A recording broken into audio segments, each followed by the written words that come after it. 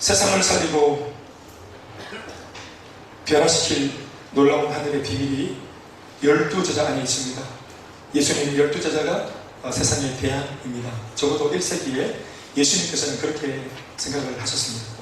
그리고 예수님의 그 결정은 지극히 옳은 결정이었다고 생각합니다. 예수님을 만난 수많은 사람들이 있지만 문둥병자, 중풍병자 이름 없는 그 수많은 사람들이 다 예수님을 체험하고 예수님을 경험했습니다. 그러나 예수님의 진명목은 예수님과 함께 끝까지 가본 사람만 알 수 있습니다. 왜냐하면 예수님의 입에서 나오는 모든 말씀이 생명을 살리는 말씀이었고, 또 하늘의 하나님 아버지의 그 천기를 예수님이 우리 안에 고의적으로 누설해 주셨는데, 하늘의 말씀입니다. 그래서 그 주기도문에도 보면 어떤 고백이 있냐 하면, 하늘에 계신 우리 아버지여 이름이 거룩히 여김을 받으시오며 나라의 임하옵시며 뜻이 어떻게 시작?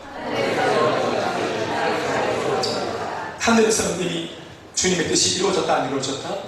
이미 하늘나라, 이미 영적인 세계는 이미 주님의 뜻이, 주님의 통치, 주님의 법, 주님의 말씀이 이미 다 이루어진 겁니다. 하나님 아버지의 말씀을 거역하는 존재가 아무도 없는 영적 세계는 이미 하나님이 다 통치하셨습니다. 근데 문제는 이 육의 세계, 이 땅의 세계입니다. 물론 이 땅의 세계도 하나님께서 뭐 마귀에게 빼앗겼다 이런 의미는 아닙니다. 마귀에게 잠시 허용을 해줬지만 이 땅도 사실은 하나님의 세계입니다. 할렐루야. 그러니까 빼앗긴 것을 찾아오는 개념이 아닙니다. 그러나 하나님께서 다시 한 번 더 이 무너지고 깨어지고 파멸되어진 이 고통의 땅을 회복하려고 하는 의지를 가지고 계시면서 거룩한 대사로 예수님을 이 땅에 파견하시고 이 하늘의 비밀을 이 땅 수많은 사람들한테 누설하게 하셨는데, 이게 이제 예수님의 이 땅에 오신 비밀이 다른 게 아니고, 뜻을 하늘에서 이룬 것 같이, 이루어진 것 같이 땅에서도 하나님 아버지의 뜻이 이루어지게 하려고 이 땅에 예수님이 오신 것입니다. 하늘의 뜻이 이 땅에 이루어지게 하면은 하나님 나라가 된다 이 말입니다. 이 땅이 하나님 나라가 되는 것입니다. 이제 진짜로 모든 어둠과 흑암의 세력들은 다 떠나가고 이제 강렬한 하나님의 빛만이 존재하는, 그래서 하늘과 땅이 다른 데가 없고 어디가 하늘이고 어디가 땅인지 전혀 진배 없는 그런 하늘나라를 비록 간접적으로나마 경험할 수 있는 그런 이제 이 땅에 하나님 나라가 도래하는 것입니다. 이걸 잘못 해석하면 여호와의 증인들이 말하는 이 땅에서의 천국, 이 땅에서의 유토피아를 말하는 것처럼 느껴지기도 하는데, 그런 것은 아닙니다. 이 땅은 불완전한 땅입니다. 이 땅에서 유토피아가 만들어지진 않습니다. 그러나 불완전한 세계일지라도 예수님을 믿어서 그들의 심령, 한 사람 한 사람의 심령, 한 사람 한 사람의 그 인생이 예수 믿고 복음을 통해서 회복되어져야 하고, 그렇게 회복되어지면 하늘나라 천국의 경험을 이 땅에서도 간접적으로 경험할 수 있습니다. 할렐루야. 그래서 하나님의 뜻이 이 땅에 이루어지도록 그 일을 만드는 것이 바로 예수님이 이 땅에 오신 중차대한 미션이었습니다. 그리고 예수님은 주님의 뜻을 이 땅에 편안하게 펼쳐가는 그 일을 혼자서만 하지 아니하시고 이 위대한 배업에 하나님 당신의 사람들을 불러내셨습니다. 그리고 소위 예수를 믿게 하고 예수 믿는 사람들이 또 이제 주님을 따르게 되고, 그래서 한 사람 한 사람에게 주님이 처음에는 가장 우선적으로는 하나님의 백성이 되도록 도와주시고, 예수 믿고 신분이 바뀌어서 하나님의 자녀가 되도록 도와주시고, 할렐루야.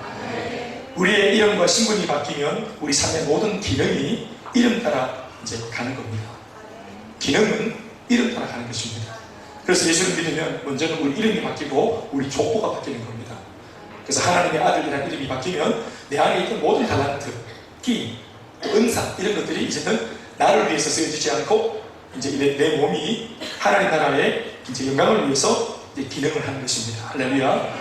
옛날에는 노래방에 다른 요즘에 막 비대고 춤추고 막 이렇게 하던 그 노래 잘하는 재능을 가지고 하나님을 얘기하고 찬양하는, 똑같은 목소리지만 똑같은 노래하는 재능이지만 이 기능을 이제 이름에 걸맞는, 신분에 걸맞는 삶으로 전환시키는 것입니다.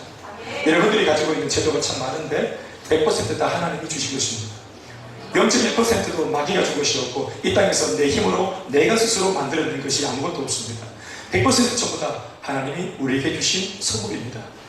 이 영적인 자산과 자원을 가지고 우리가 마땅히 주신 분에게 돌려드리면 하나님이 이걸 그냥 다 받으시고 꿀떡하는 것이 아니라 하나님께서 그 기쁨 가운데 먼저 그의 나라와 의를 구하는 우리들의 삶을 건사하시고 책임져 주시고 우리 필요를 주님이 채워주신다는 것이 우리가 믿는 신앙의 영적 원리인 줄로 믿습니다. 그러니까 이런 말씀들을 유일하게 믿을 수 있는 것이 우리 예수님 사람들이죠. 아무튼 예수님이 이렇게 축복받는 비결, 우리 신분이 바뀔 수 있는 비결, 영원의 주소가 지옥에서 천국으로 바뀔 수 있는 이런 놀라운 은혜들을 계속 공급하십니다. 그때 예수님은 우리가 볼 때 참 구세주요, 그리고 우리의 필요를 채워주시는 분이시요, 내 가려운 것을 끌어주시는 주님으로서 얼마나 참 고마운 분인지 몰라요. 그런 예수님을 마다할 사람은 아무도 없습니다. 그래서 수많은 군중들이 인산은혜를 누려가지고 먼지를 풀풀 날리면서 예수님하고 쫓아왔던 것입니다. 그런데 예수님의 진면목은 바로 축복의 자리, 그들의 필요를 채워주는, 공급해주는 자리가 아니었다는 사실을 우리는 성경을 통해서 너무 잘 알고 있습니다. 이것은 비약을 해서 어떤 한 부분을 강조하기 위해 일부러 제가 어떤 설교자가 비약을 해서 한편에 있는 내용들을 강조하려고 인위적으로 조작해서 던지는 메시지가 아니라 마태, 마가, 누가, 요한복음, 복음서 전체에 기록되어져 있는 이 메인 텍스트, 이 내용 안에 담긴 내용을 그대로 풀어볼 때 예수님이 축복의 자리, 그들을 공급해주고 그냥 니나내나 좋은 관계, 여기에서 결코 머물지 않고 있다는 사실은 우리가 이미 명백히 잘 알고 있습니다. 사람들은 예수님의 필요를 나를 채워주는 예수님으로 늘 내 곁에 모시고 싶어 했습니다. 이런 예수님하고 동업을 하고 또 동료자 관계를 맺어가지고 영원토록 나와 함께 같이 이렇게 뭐 사업에도 직장에도 공부하는 곳에도 가정에도 늘 그냥 그렇게 나에게 공급해 주시는 주님으로만 나는 고백을 하고 싶어요. 그런데 예수님은 자꾸 어디론가 진도를 빼십니다. 그리고 자꾸만 당신이 가시는 곳으로 나를 따라오라고 하십니다. 그 길이 어디냐고 물었더니 언젠가 한 번은 그 길은 좁은 길이다 이러면서 그 길에 대한 내용도 말씀해 주셨습니다. 넓은 길로 가는 사람들은 뒷담 많지만 그 넓은 길이 결국은 사망이다 이렇게 말했습니다. 그러면서 예수님이 좁은 길로 가야 된다. 좁은 길은 비록 사람들의 눈에 볼 때는 가치가 없고 시원찮아 보이겠지만 이 좁은 길이 생명의 길이다. 할렐루야. 네. 좁다 넓다 이게 중요합니까? 그 길의 끝에 생명이냐 죽음이냐 이게 중요합니까? 그게 더 중요한 거 아니겠어요? 그러니까 그 길까지 도달해 가는 과정은 전혀 안 중요합니다. 조금 고되고 낯설어도 이 길의 끝에 확실한 성공과 확실한 승리가 있다면 우리가 마다하고 기꺼이 갈 수 있는 것입니다. 할렐루야. 보장된 승리, 보장된 결론, 이것이 눈에 보인다면 그 과정 속에 있는 여러분들은 믿음으로 기쁘게 달려가는 것입니다. 할렐루야. 아무튼 예수님의 그 진면목은 예수님을 끝까지 따라가봐야 된다. 그래서 끝까지 따라왔던 유일한 사람들이 가룟유다 말고 11명의 제자였습니다. 오늘 이 마태복음 28장 예수님이 하늘로 승천하시기 이전에 그들에게 전해주셨던 마지막 유언과도 같은 예수님의 그 말씀, 우리가 너무도 잘 아는 지상 대명령이라고 우리가 그렇게 대내에 알고 있는 수많은 그런 어떤 수도 없이 미쳤던 그 말씀, 오늘 이 말씀을 바로 11명의 제자가 들었습니다.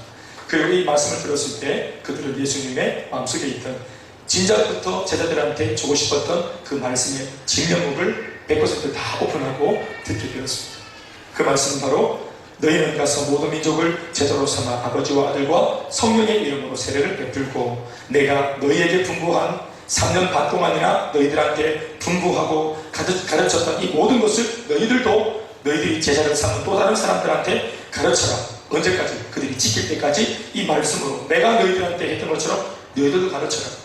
이렇게 가르치고 지키게 하고 또 못 지키면 또다시 가르쳐서 지키게 하고 이것을 반복하다 보면 그들이 바로 반드시 제자가 될 수 있다. 할렐루야. 그래서 예수님께서 너희는 가서 모든 민족을 제자로 삼아라 이렇게 말씀하신 것입니다. 여기서 가장 중요한 내용은 바로 제자를 삼으라 하는 이 내용이고 마지막 뒤에 따라오는 모든 내용들은 어떻게 제자를 삼느냐 하는 그 과정들이 나와 있는 말씀들입니다. 제자를 삼는다 하는 이 말씀 속에 이미 전도하는 거, 또 교회에 정착시키는 거 이런 여러 가지 부수적인 내용들이 다 들어있습니다. 예수님께서 너희들은 가서 모든 민족에게 복음을 전해라, 전도해라 이렇게 말씀하지 않았다는 사실을 여러분들이 주목해야 됩니다. 제자를 삼아라 이렇게 말씀했습니다. 이 제자를 삼아라 하신 이 말씀 속에 여러 가지 많은 오묘한 것들이 들어있습니다. 저는 특별히 참 혼자서 묵상할 때는 이 내용을 잘 몰랐다가 제가 말씀을 이제 제가 가르치시는 스승 앞에서 제자훈련을 제가 직접 받으면서 그 제자전을 통해서 이 부분을 제가 깨우치고 알게 되었습니다. 제가 그 부분을 깨우치고 알게 되었을 때 참 개인적으로 그 기쁨이 너무너무 참 충만했고 얼마나 황홀했는지 모릅니다. 뭐 보통 설교자들이 또 신학생들이 설교 말씀을 묵상하다가 말씀이 해석되어지면 그 영적인 카타르시스가 있거든요. 말씀이 딱 해석되어질 때 그게 너무 기쁨이 있어요. 특별히 막 앞과 중간과 뒤가 딱 연결되어가지고 말씀 속에 있는 한 사건이 이게 영적으로 딱 영적으로 해석이 딱 되어지면 이게 옥수로 굉장히 마음속에 기쁨이 충만해집니다. 여러분 다 경험해 보셨겠지만 아침마다 교회할 때 말씀이 딱 해석되어져가지고 뭔가 중요한 결단과 교훈이 똑 떨어질 때 그때 기분이 막 되게 안 좋습니까? 네. 어떨 때는 막 위기 이런 거 말씀을 막 묵상하면 진짜 위기가 찾아오잖아요. 정신이 혼미해지고 이럴 때는 줄 또 읽고 막 새벽에 있다 보면 또 팀이 한가 또 이렇게 그럴 때가 있잖아요. 정신이 혼미한 가운데. 그런데 그럴 때는 참 큐티를 해도 찝찝한데 말씀 묵상하다가 답이 딱 떨어지고 뭔가 또 내가 결단하고 행동을 할 만한 말씀들이 딱 이렇게 딱 나오면 얼마나 이렇게 기쁨이 되는지 몰라요. 이게 말씀 주는 기쁨인데 제게 그런 기쁨이 있었어요. 제가 표현을 다 못해서 그런데 이 기쁨을 예수님을 만났을 때 그 기쁨 못지않은 기쁨이었어요. 얼마나 황홀한 기쁨인지. 아들아, 대훈아, 네가 이 땅을 살아갈 때 내가 너를 예수 믿게 하고 내가 이 땅에 보낸 이유, 네가 이거 하고 와야 돼.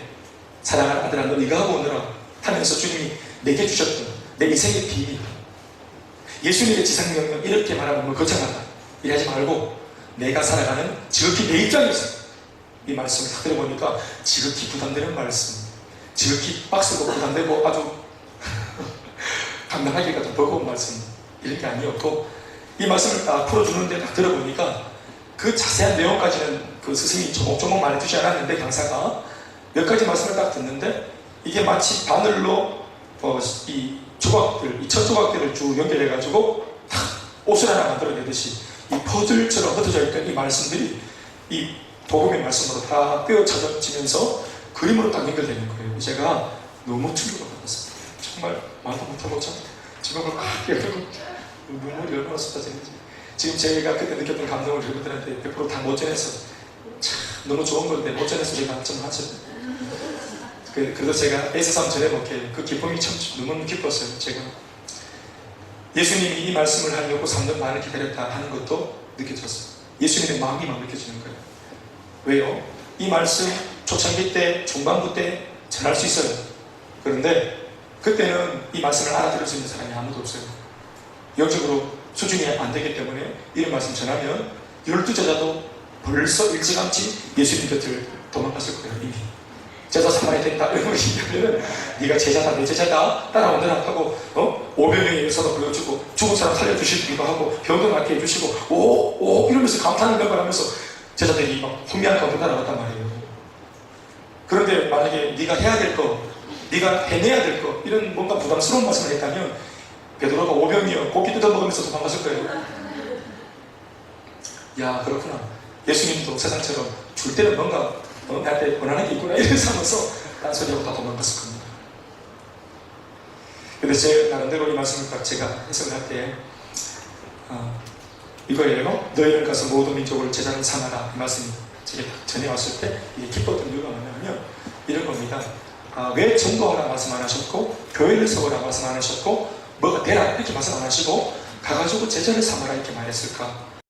그래서 이제 양육을 받고 훈련을 저도 받는 중에 영적인 감동이 생기면서 어떻게 다녔었냐면 전도 제자 삼으라라고 하는 이 말 속에 이미 전도해라 이런 말들이 다 들어있더라고요. 여러분 제자를 삼으려면 제일 먼저 뭐 해야 돼요? 복음을 전해서 전도해야 되는 거 아니에요?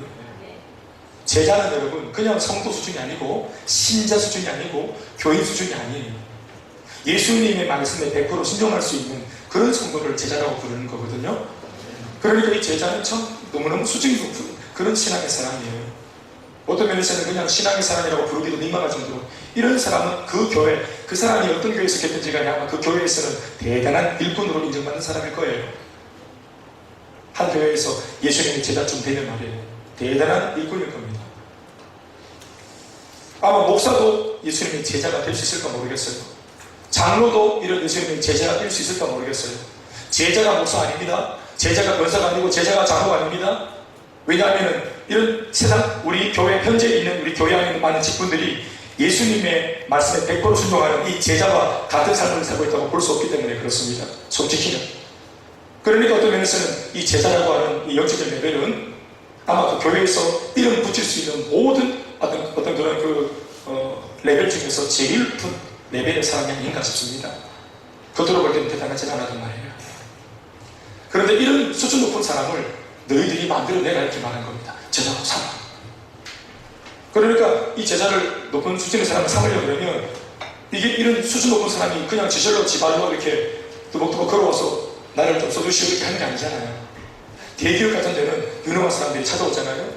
그런데 교회는 그렇지 않거든요. 모든 사람들이 자신의 유능함을 숨기고 있거나 자신도 자신의 유능함을 모르고 있는 사람들이 찾아와요. 상처가 가득해서 진흙이 덕지덕지 묻은 채로. 그런데 복음의 능력으로 은혜로 이 때 묻은 곳을 사시켜내면 다이아몬드 묻는 거예요. 여러분들처럼 쿡쿡쿡 닦아내니까 다이아몬드 묻는 거예요. 올 때는 참 우리 다 하시잖아요. 약간 좀 이렇게 좀 그렇게 왔는데 조금 은혜 받고 좀 이렇게 삶을 닦아놓으니까 우리 은혜 받으면서 말도 눈빛도 행동도 얼마나 우리가 많이 달라졌나요. 자, 교회를 올 때 제자급의 사람이지만 이 제자급의 일꾼들이 다 감추어져 있어요. 심지어는 우리가 볼 때도 그 사람이 제자같이 안 보이고 예수님의 말씀대로 살 수 있겠나 싶을 정도로, 심지어 예수를 믿을 수 있겠나 싶을 정도로 너무 걱정스러운 사람들도 교회 안에 있어요. 사실은 아니요, 교회 안에 있다기보다는 전도할 때부터 지금 내가 만나고 있는 사람들이 과연 이분이 내가 제자를 삼으려고 할 때 제자가 되겠나. 이 제자를 삼는다는 말은 쌀만 낸다는 말이 아닙니다. 메이킹 디사이너인데 제자를 만드는 것이 주님이 만들라 했습니다. 영영 성경에 보면은 분명히 제자를 만들라고 표현했습니다. 그래서 제자를 만들어야 되는데 만들려면 제일 먼저 해야 될 작업들이 몇 가지가 있는데 제일 먼저 전도해야 되죠. 전도하는 사람 어떻게 해야 됩니까? 교회에 초청하고 또 교회에 정착을 시키고 정착하는 그 사람을 이제는 됐다 하고 두는 게 아니고 양육을 하고 예수님이 했던 그 방법 그대로 뭐 두날개 세날개가 아니고 예수님이 성경에서 직접 12제자에게 했던 방법을 보십시오. 한 식구가 되게 만들었죠. 그게 정착 아니겠어요? 그리고 끊임없이 함께 있으면서 때마다 시마다 그들에게 주구장창 알아듣든지 못 알아듣든지 그들에게 말씀을 계속 가르쳤습니다. 할렐루야. 가르칩니다. 그것이 양육과 훈련이라고 말할 수 있는 것입니다. 양육하고 훈련하고 지속적으로 반복적으로. 그래서 복음서도 마태복음, 누가, 요한복음 이 같은 내용들이 계속 반복되는 겁니다. 그렇게 반복적으로 훈련시켜놨는데 그러는 가운데 이제 이들이 조금씩 신앙의 수준이 올라오고 영적인 레벨이 올라오면서 이제 예수님이 죽으시고 3일 만에 부활하시고 부활하신 예수님이 이 땅에 40일을 계시면서 제자들과 함께 같이 이 땅에 머무시면서 승천하시기까지 40일을 이 땅에 머무시는 중에 오늘 이 말씀, 이와 같은 유사한 세계 비전을 그들에게 심어주신 것입니다. 제자 삼으라고. 그만큼 예수님이 보실 때 이 내용이 너무너무 중요한 내용이기 때문에 그들에게 하시는 것입니다.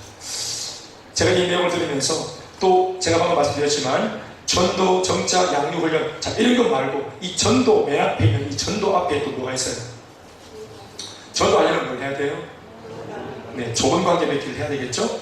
네, 아무한테나 도움 전한다고 되는 게 아니잖아요. 그러니까 좋은 관계를 맺어야 돼요. 좋은 관계를 맺으려면 어떻게 해야 돼요? 구체적으로 내가 세상 사람들을 사랑하고 섬기고 그들의 삶에 관심을 가져야 돼요. 아, 그렇구나. 제자 삼기 위해서 전도해야 되고 제일 먼저. 그런데 전도하기 전에 관계를 맺어야 되고 관계를 맺으려면 내가 섬겨야 된다. 또 그들이 나를 볼 테니까 그들의 눈동자 앞에 내가 늘 평가받고 있으니까 예수 믿는 사람으로서 아, 내가 내 삶을 단돌이 하고 잘 살아내야 되겠다. 내 개인의 삶도 가정사도 부부의 관계도 이거 참 잘해야 되겠다. 예수님이 그런 것들을 일목요연하게 다 적고 있지는 않지만 제자를 삼기 위한 우리가 상상을 해보면 이 모든 구체적인 삶의 내용들이 다 담겨져 있습니다. 그래야만 제자를 삼을 수 있기 때문에 그렇습니다. 그러니까 이 모든 것 앞에 가장 첫 번째 단추는 전도하는 것이 아니고 관계 맺는 것도 아니고 섬기는 것도 아니라 제일 먼저는 뭐를 전제하는 것입니까? 나 자신의 변화를 전제하고 있는 거예요.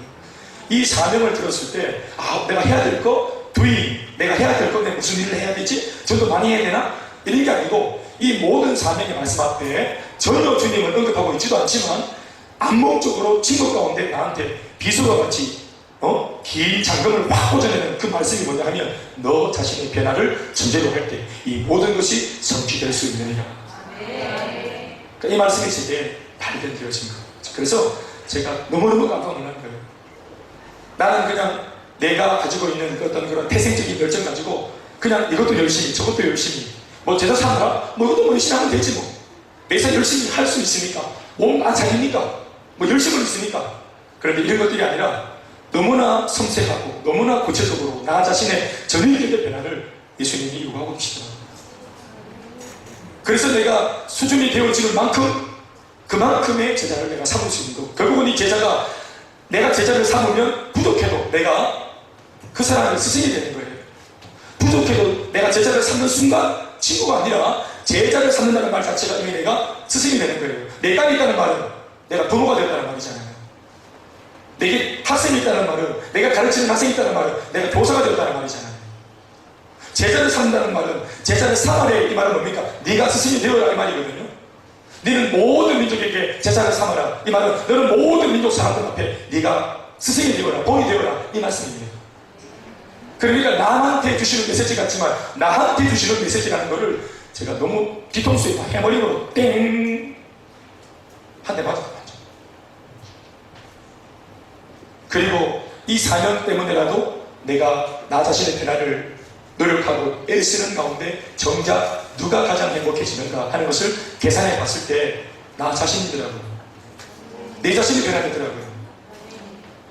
그 내 자신의 변화가 안 되면 이 일을 감당할 수가 없는 거예요.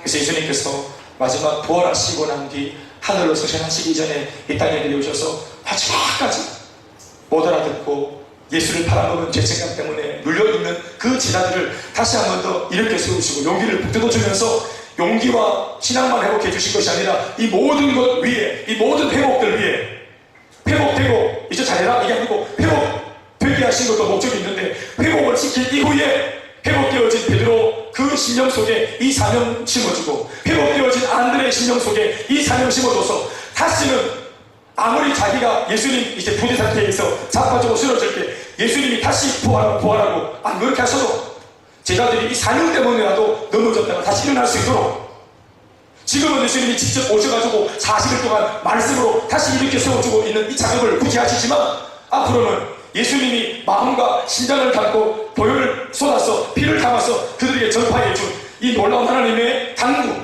예수님의 마지막 유언 같은 이 말씀을 기억해서라도 그들이 인간인지는 넘어질 수는 있지만 내가 감당해야 될 내가 이뤄내야 될 사명 때문에라도 벌떡벌떡 일어나게 되는 그런 사람이 되라고 이 말씀을 주셨다고 믿습니다. 이 말씀 때문에라도 사실은 진짜 내게 적용해봐도 넘어져 있을 수가 없는 거예요. 어느 날 농담처럼 하는 말이 농담이라고 보고 싶은 말입니다만 아내가 당신이 혹시나 만약에 이렇게 이 비전을 만약에 떠나고 산다면 나 당신하고 투혼할 거라고 이렇게 막 당신하고 투혼을 하더라도 나는 이 비전대로 살 거야. 그러니까 1인칭으로 놀지 말라고 똑바로 하라고 내 남편도 할게. 그래 네 착하게 살자. 그렇죠?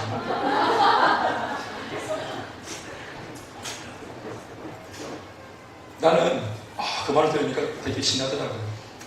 야 이런 정신이가 나는 언제가 이 말 한번 해준다 내가 기다리고 있어.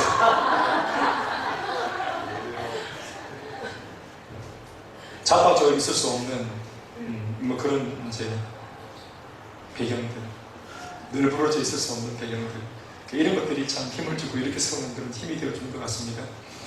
제가 참 시련도 어려웠을 때 사실은 제가 인간적으로 표현하면 진짜 인간적으로 표현하면 성령이 직접 내한테 오셔가지고 막 소름이 돋도록 주님이 내 몸을 싹 으르만지시면서 김 목사 옛날에 내가 성령이다 이렇게 한 적은 없습니다.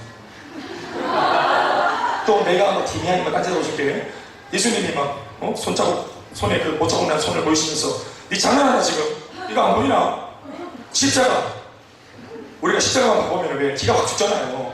딴짓하다가도 예수님이 막 십자가를 협박하시고 이렇게 안 하시고 그러지 않았어요. 내가 무엇 때문에 가슴이 뛰었고 무엇 때문에 개척교회를 하려고 했고 무엇 때문에 지금 함께하는 우리 교인들이 이렇게 옆에 같이 이렇게 있는가? 이런 것들을 막 생각할 때 진짜로 실질적으로 이렇게 세포 하나하나에 힘이 깃드는 것은 아닌데 정신만은 북적 차려지는 거예요. 거기다가 이제 아내가 전소리까지 하니까 이제 그냥 바로 그냥 마무리가 오사마리 돼가지고 예수님 12제자에게 사명을 주신 것 같지만 이게 축복의 말씀인 것을 기억하십시오. 여러분 사명의 말씀이 축복의 말씀입니다.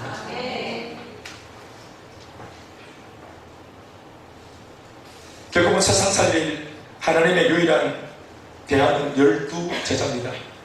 그래서 끝까지 가본 제자들이 하나님의 대안이 되어진 것입니다. 할렐루야. 주님 앞에 끝까지 가면, 이 말씀까지 가면 우리가 주님의 대안이 되어서 세상 앞에 우뚝 설 수 있습니다.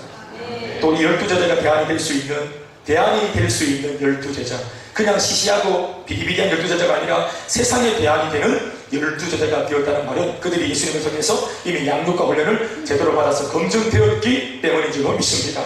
그러므로 12제자가 세상의 대안이 되는 이 말과 12제자를 평범했던 그들을 세상의 대안이 될 수 있을 만큼 영적으로 승격시켜 주었던 비결이 이 양육과 훈련조차도 세상의 대안이 될 수 있다고 말하는 것은 전혀 과한 표현이 아닌 줄 믿습니다.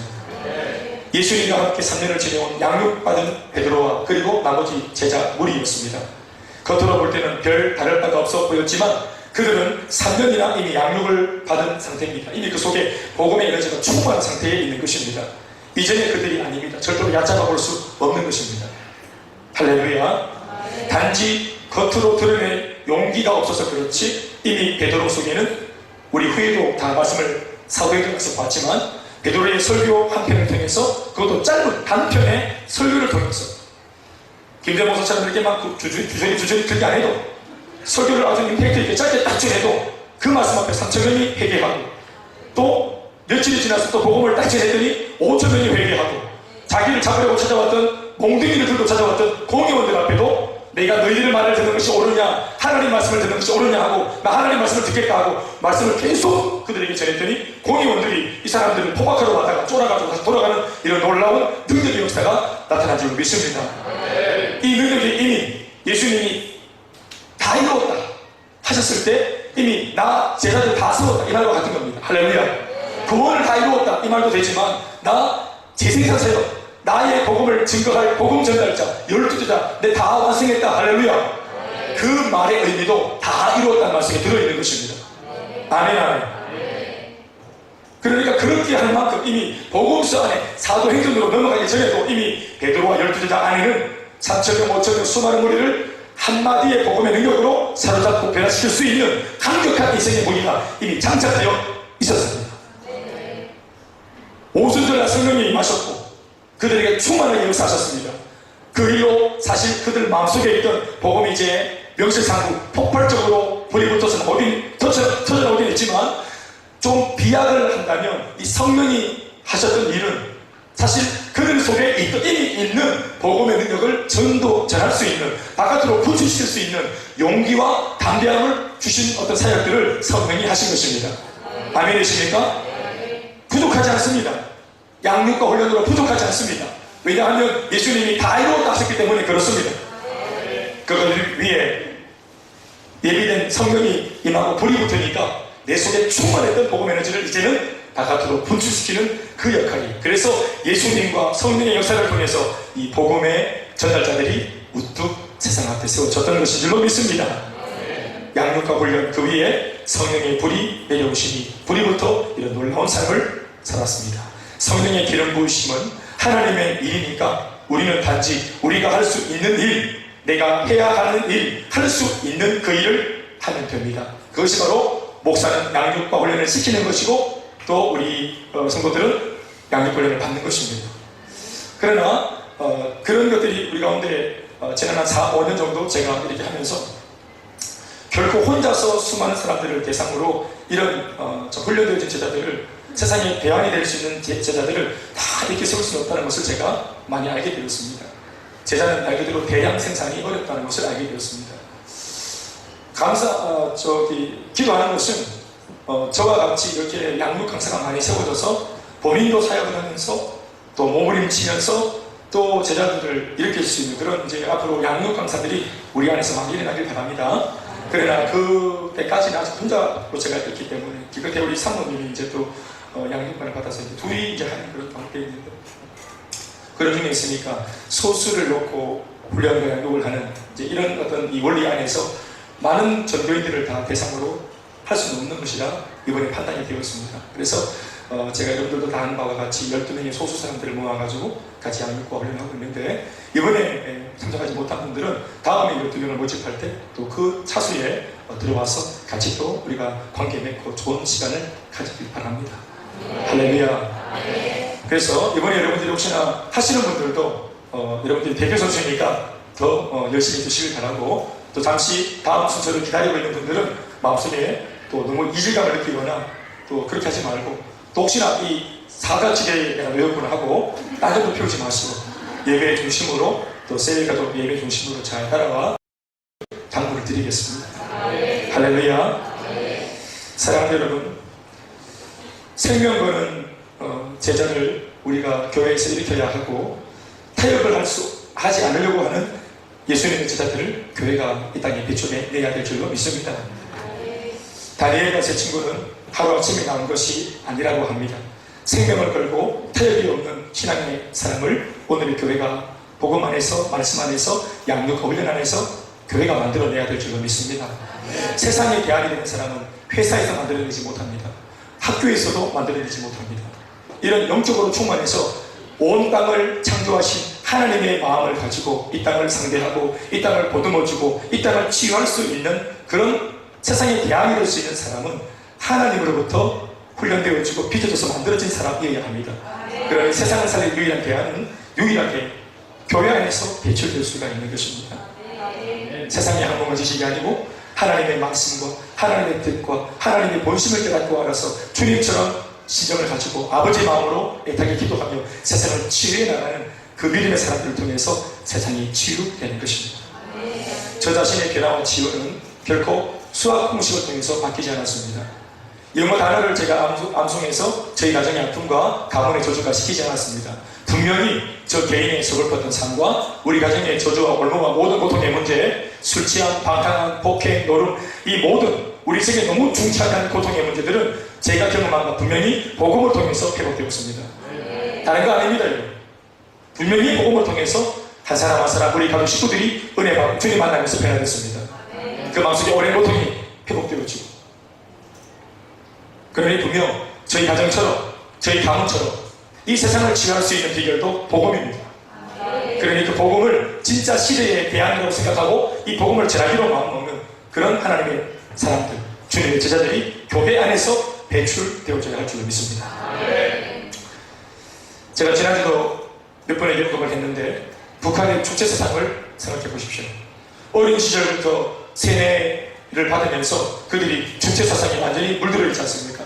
타가소에 아이를 보내는 이유도 이 어린 아이를 보살펴 준다는 개념이 아니라 이 어린 아이를 어릴 때부터 이게 영적으로 뭔가 시근이 들고 또 자기가 영적으로도 인식이 들 때부터 내가 내다 할 때부터 그때부터 주체 사상을 심어가지고 이게 막 어릴 때부터 이제 빨간색 피가 되니까 나중에 자기가 자라고 인식이 뛰어들고 또 세상을 알 만한 나이가 되고 했어도 이 사람들이 막 쿠데타를 일으키거나 또 공산정권에 반기를 들지 못하는 것입니다. 그래서 이게 분명히 주체 사상이 가짜죠. 근데 가짜인 이 이데올로기를 가지고서도 어릴 때부터 세뇌하고 양육을 해놓으니까 저 말도 안 되는 저 북한이라고 하는 나라가 지금 70년 가깝게까지 지금 저게 유지가 되는 거 보세요. 저 정권이 안 엎어지고. 이것이 사실 여러분 좀 이상한 얘기긴 하지만 그 원리를 따지자면 양육의 힘의 능력입니다. 그 단적으로 보여주는 신앙입니다.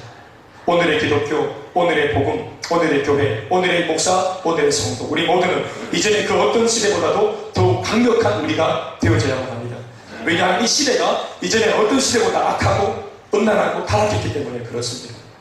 그래서 오늘날 예수를 믿고 있는 21세기 교회, 21세기 그리스도인, 21세기 목회자와 목회는 더욱더 강력한 예수님의 제자를 배출할 수 있는 그런 교회가 되어야 할 줄로 믿습니다. 또 여러분 스스로도 이 메시지와 사실 앞에서 이런 것들을 좀 여러분들이 인식을 할 수 있길 바랍니다. 우리가 원하든 원치 않던 세상에 얼마나 많은 전쟁 가운데 우리가 놓여 있습니까? 해법이 뭡니까? 친절한 거, 인자한 말투 그런 거 아닙니다. 강력한 복음의 능력과 영적인 파워가 이렇게 깃들어야만 이 악한 시대를 우리가 돌파해 갈 수 있습니다. 말씀 드리겠습니다. 전도가 뭐냐? 세상에서 가장 좋은 것을 남에게 주는 것입니다. 사실은 세상에서 가장 좋은 거 예수님이 제자를 삼아 주는 것입니다. 그런데 제자를 삼아 주려면 양육을 해야 되고, 양육을 하려면 교회에 정착을 시켜야 되고, 정착을 하려면 전도를 해야 됩니다. 또 전도를 하려면 좋은 관계를 도들을 섬겨야 합니다. 이 모든 것 앞에 나 자신의 변화가 존재되어야 합니다. 우리가 왜 전도할 때 자신감이 없습니까? 나 자신의 삶이 자신이 없기 때문 아닙니까? 내 친구가 나보고 뭐라고 말할까? 이런 것이 자신이 없기 때문에 아닙니까? 저도 마찬가지입니다. 이제까지 내가 해왔던 전력이 있기 때문에 내 삶을 다 알고 있는 사람들 앞에 내가 새삼스럽게 엉뚱하게 복음을 전하는 것이 어떻게 먹힐 수 있을까?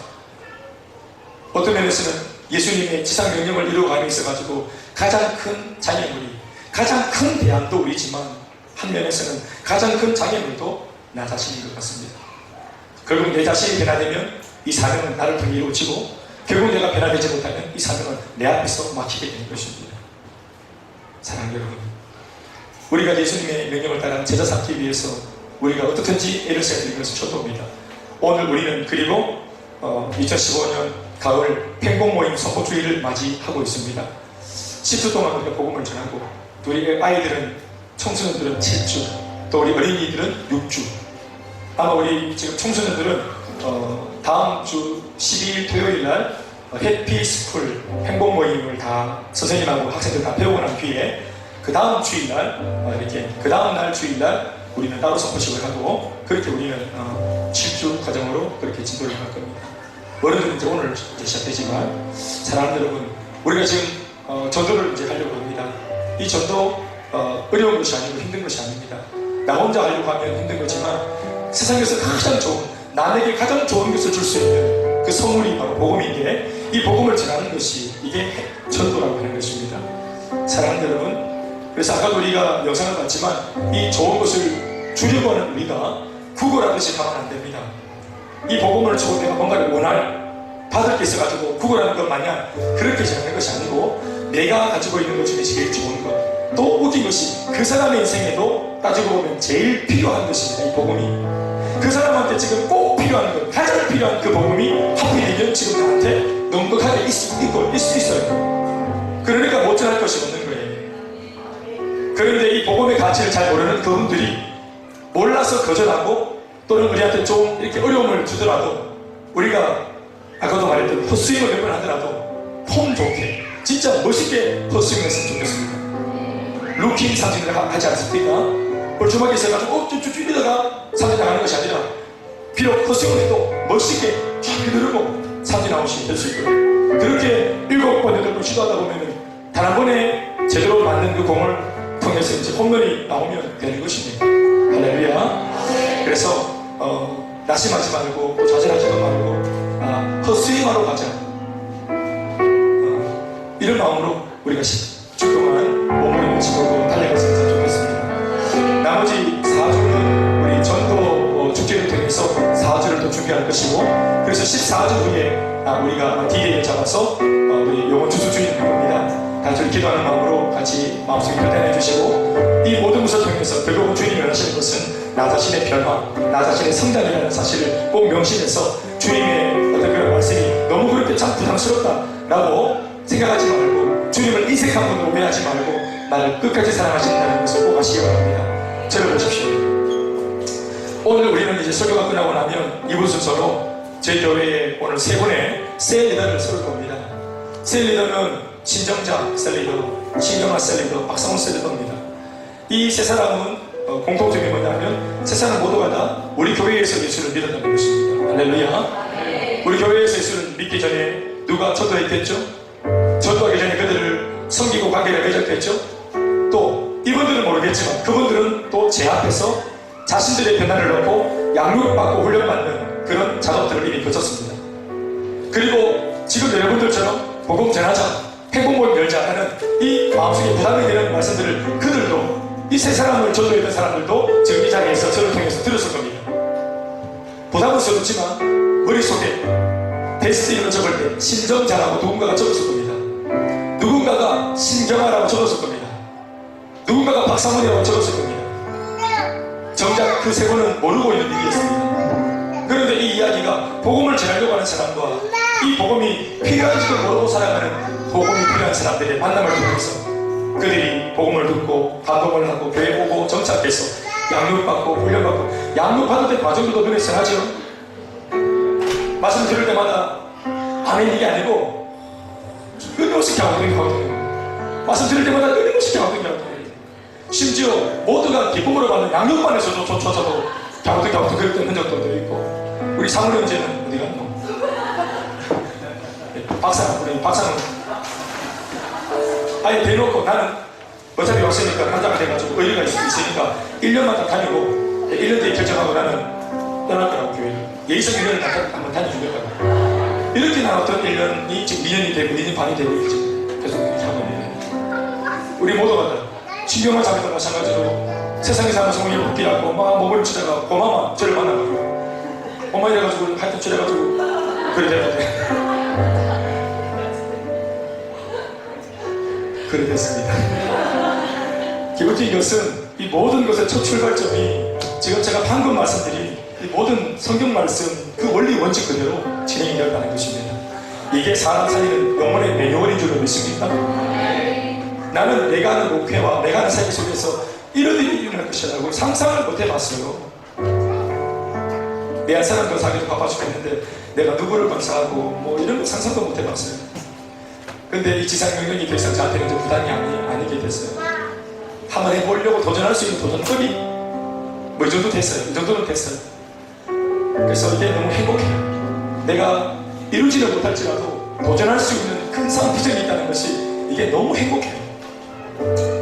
사랑하는 여러분, 이래도 가는 10주, 저래도 가는 10주.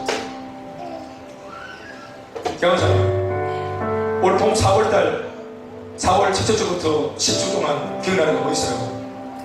그래요? 정답은 기억이 안 납니다. 이렇게